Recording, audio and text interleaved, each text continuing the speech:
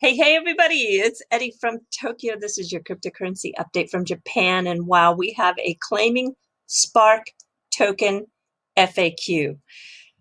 Look at this. The XRP ecosystem response to Flare has been massive. More than 5,400 accounts with a total of 295 million XRP have been set up to claim the Spark token in just 6 days. So if you are one of those who did it, I think you're one of the early birds because, wow, just think how many people are still considering and think how many people have yet to do it. Because I know what it's like when you have to move your tokens from one place to another. It's very stressful. And we procrastinate that. Just like when I had to move off of Binance, I think I waited to the last moment because I didn't want to do it. And also, when you do something for the first time, you have to mentally prepare yourself. You have to set the time so that you know you won't be interrupted. And if you run into any stumbling blocks, you'll have time to figure it out. And it's just, it's not something you rush to do. So the fact that there are this many so far in just 6 days tells me that the potential of this smart contracts platform is huge. And I did use Vitsewin's tool. It's a very simple tool. We owe him a great debt for making that for not only people who want to self-custody on the Sum wallet, but also those people who have a ledger. He is just unbelievably incredible, just superb. I don't even have the right words to say how wonderful he is. Think about it. I'm sure he was having a couple of sleepless nights, and he has 2 young children too that are a house full. And I know he was quite exhausted when he got it done, and he was happy to go back to his coding. But we really need to be aware of how wonderful he is. So let's just take a look at this FAQ because it's quite detailed. It has a lot of information. I will, of course, put a link to it in the description below, or you can go to their Twitter account and you can find the link there. It's at the flare.ghost.io/claiming/spark dash rather FAQ. So I think that they're amazed. Yes, and I'm amazed. I can just feel it. I'm telling you, I can feel it. I just know that the whole ecosystem is going to be shocked. I think that what we're also going to see is that a lot of people who are not XRP holders that want to participate are going to get into XRP. And remember, this is a smart contract that it's not just a one-shot deal. This is a platform that is going to be able to facilitate those contracts with the use of XRP on an ongoing basis for lots of projects in the future. That's why this is so huge. Oh gosh, I'm very, very excited for everybody. So who can claim this Spark token? Well, all XRP owners, barring the Ripple Labs and certain previous employees, I'm sorry, I shouldn't laugh, of Ripple Labs will be able to claim the Spark token. And how many Spark tokens are available to claim? 45 billion. And how is the distribution apportioned? Well, right now there are about 45 billion XRP tokens that are distributed to non-Ripple Lab holders. And these are distributed across holders who self-custody and those that keep the XRP on an exchange or other provider. So first, they're going to take a snapshot that will be taken of all the XRP ledger addresses at the specific ledger index number. And then secondly, from that snapshot of known addresses that belong to Ripple Labs and certain previous employees of Ripple Labs, and any exchanges that have not confirmed their support for Flare will be removed. And then the right to claim the 45 billion Spark tokens will then be apportioned to each remaining address according to the proportional XRP balance in the snapshot.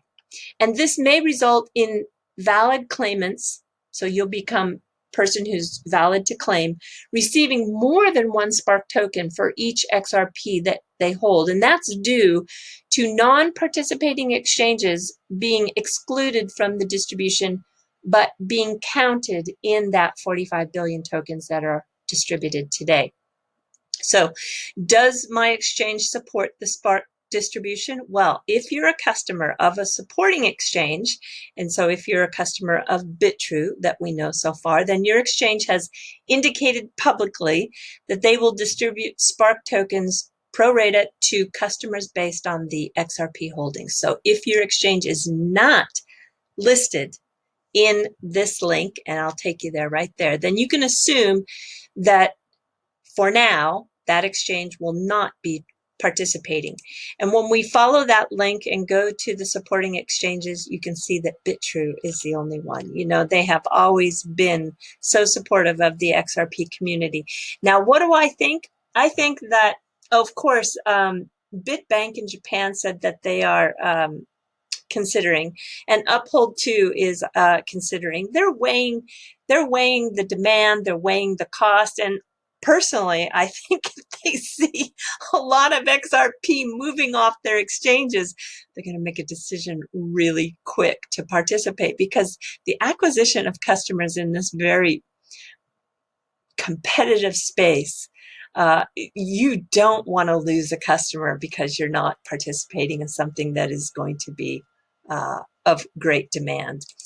All right, so what do you do if your exchange won't participate in, won't distribute the Spark token? Well, the Flare networks want to give a reasonable time for the exchanges to decide, and then confirm that they will pass on the Spark token to the clients. In the first instance, they suggest that you pressure your exchange to support the Spark token. No doubt Coinbase and Binance US are getting a ton of requests.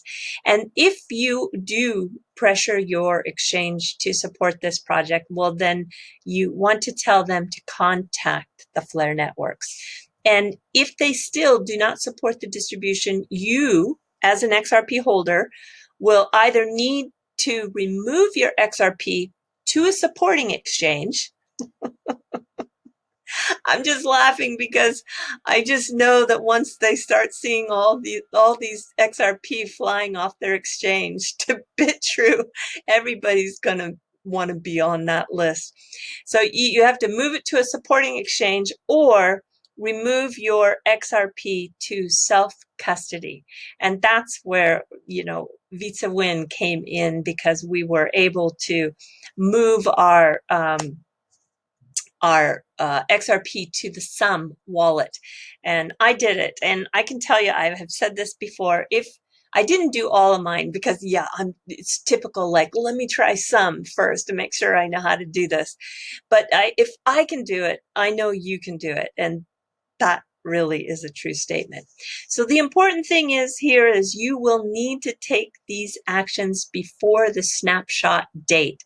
So when is the snapshot date? Well, the process for gaining support from exchanges is lengthy. So what is lengthy? What's your guess? I mean, your guess is as good as mine. 1 month, 2 months? What do you think? So therefore, they have not yet set a date for the snapshot.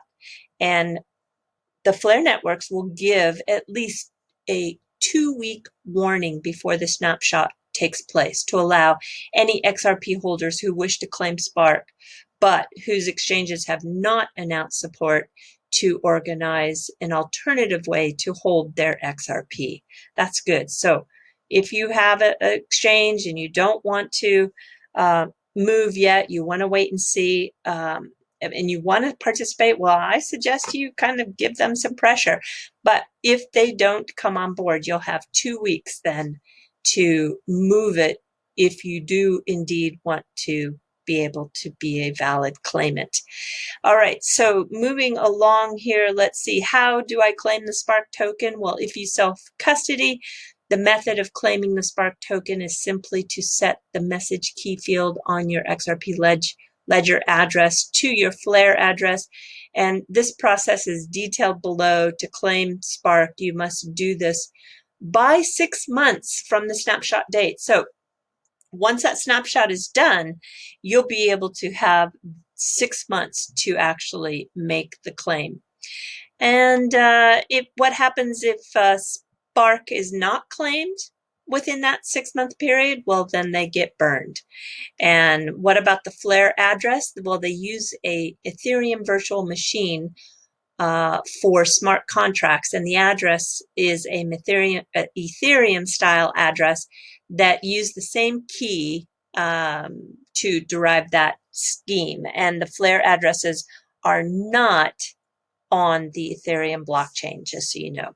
So it goes on. I don't want to read all of the lines, but let's look at this one here. What is the value of Spark? The Flare networks, they say that they cannot and will not ever comment on the value of Spark. I think that is a very good policy. And can Flare use the Spark distribution to determine how many XRP I own or who I am? That's the privacy issue. I got a lot of those questions also in the comment section. And no, Flare will not receive any information in the claim process that is not already available publicly on the XRP ledger. So you can see this is then gets down into the preparation for claiming Spark.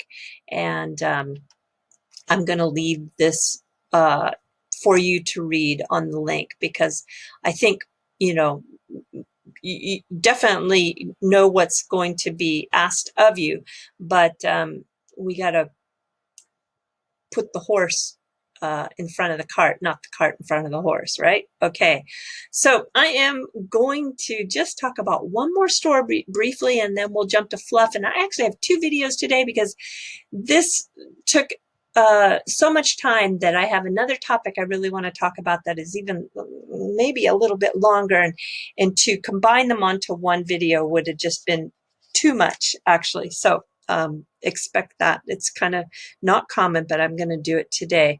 All right, so I'm going to take you to this document here again that I talked about yesterday. This is the latest document that has the ongoing consolidated case against Ripple, and it was with the expectation that we were going to have a development on August 26th with a hearing. However, Leonidas, who runs the XRP arcade site, he did leave a comment in the video yesterday, and he put this link to an article that he wrote on the 21st, and I'm sorry I missed it, but we learned that initially, yes, the 26th was the court date, but the court had already taken the matter under submission. And what that means is that the judge will think about the case and reach a decision. And only if an oral case is necessary, she will notify both parties. So I think the fact that they didn't have the hearing, she thinks that it's not necessary. My guess is they won't do an oral case, and I think she's going to come up with a decision.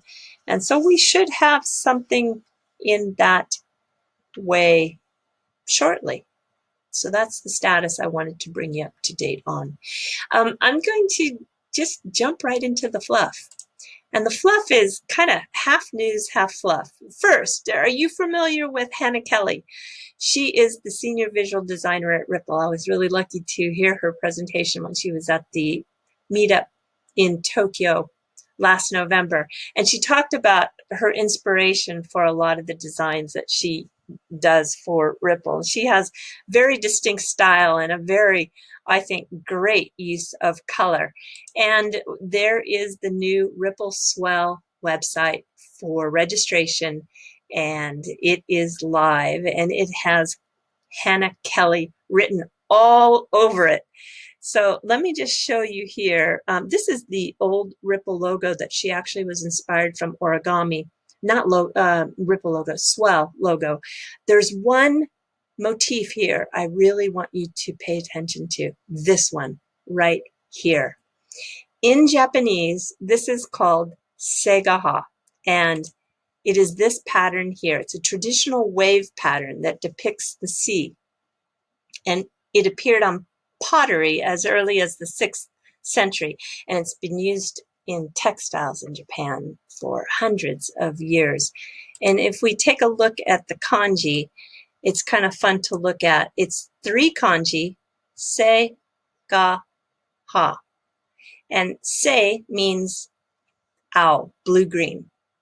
And the second kanji is kai, but when it goes together with se, the K for sound turns to a G, so se-ga, and that means ocean. And the last kanji is ha, which also has the pronunciation of nami, which is the kanji that you have in tsunami. So it means waves. So you've got the blue-green ocean waves. That is what that means. It's lovely, Hannah. I really love your work. And then I just thought I would finish off with showing you a flavor that I've not yet tried yet, and it's wasabi. Wasabi Kit Kat, available only in the Kanto region, which is the east region of Japan. And this actually is coming from the area of Shizuoka. Shizuoka has really good, clean water, which is one of the required ingredients to make a very, very good wasabi. So this is their kind of regional Kit Kat. And even in Japan, there are flavors that are distributed regionally. So if you are in the Kyoto area or Osaka or Kyushu or Okinawa, you can't find this one in the stores. So they are just like bringing this limited down to geographic locations too, which I think is just really smart. Very smart marketing. All right, everybody. Yep, do take care. Sayonara for now, and I will follow up with that other video. Bye-bye.